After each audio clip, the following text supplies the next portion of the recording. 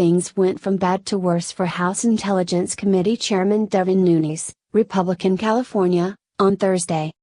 15 days after he made a mysterious announcement about incidental surveillance of the President Trump's transition team, Nunes said he would temporarily recuse himself from the panel's investigation into Russian interference in the election, as the House Ethics Committee investigates whether he improperly exposed classified information. The announcement was a stunning turnaround for Nunes, who less than a week ago had told reporters that there's not a better person in the House of Representatives to do this investigation than me. Republican leadership had backed Nunes throughout the scandal, despite a handful of critics within the conference. And headlines had recently improved for the embattled chairman. Reports emerged Monday that former National Security Advisor Susan Rice, who served under President Obama, had sought to learn the identities of Trump transition officials caught up in U.S. surveillance, apparently corroborating Nunes' original announcement. But the open ethics probe appears to have sapped that support. After previously saying that he did not believe Nunes should recuse himself, Speaker Paul Ryan, Republican Wisconsin, said Thursday that he supported Nunes' decision. He emphasized that the chair retains his trust but said that the ethics probe would be a distraction to the committee's investigation. The recusal gives Democrats, who have clamored for Nunes to step down, a major scalp in the contentious investigation. I did have plenty reason to think that Nunes should not be in that role, both because of his role in the Trump transition and because of his erratic and bizarre behavior as chairman of the committee, Minority Leader Nancy Pelosi, Democrat California, told reporters. Committee Republicans kept a conspicuously low profile on Thursday morning as lawmakers prepared to leave town for the two-week Easter recess. Nunes himself, in a raincoat and jeans, ducked out of Majority Leader Kevin McCarthy's, Republican California, office and into a car shortly after the last vote, answering questions with silence. Representative Mike Conaway, Republican Texas, a senior panel member who will head the investigation in Nunes' absence, would say little more than that the investigation would continue.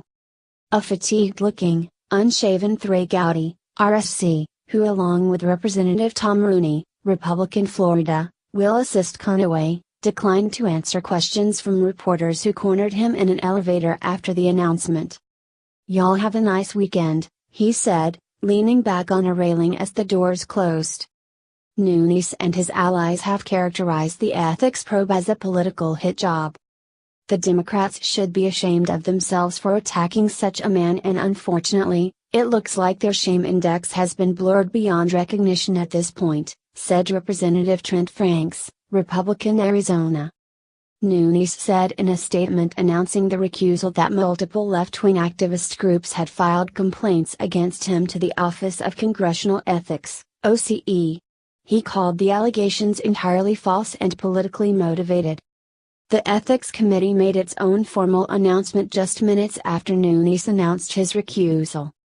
That panel began its investigation without waiting for OCE, which reviews allegations from outside groups and can refer cases to ethics for review.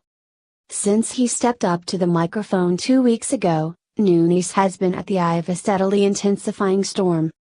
On March 22, Nunes shocked reporters by announcing during a solo press conference that he had uncovered evidence that information on President Trump's transition team had been incidentally swept up in legal U.S. surveillance. He provided few details about what, precisely, he had seen, but hurried to the White House that afternoon to brief the president on his findings.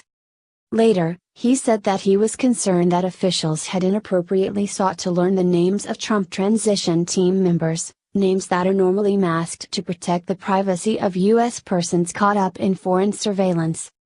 The disclosure immediately raised concerns from lawmakers who said that, by even disclosing the existence of the intercepts, Nunes had inappropriately revealed classified information.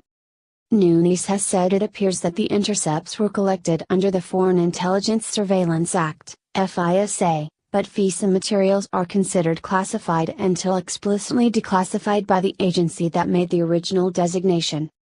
If the National Security Agency, NSA, or the FBI had not declassified whatever records that Nunes referred to, intelligence law experts say it was possible that he illegally exposed classified information. But those complaints were quickly overshadowed at the time, after reports emerged that revealed Nunes' sources were two White House staff members, who might presumably have briefed the president on any inappropriate surveillance themselves.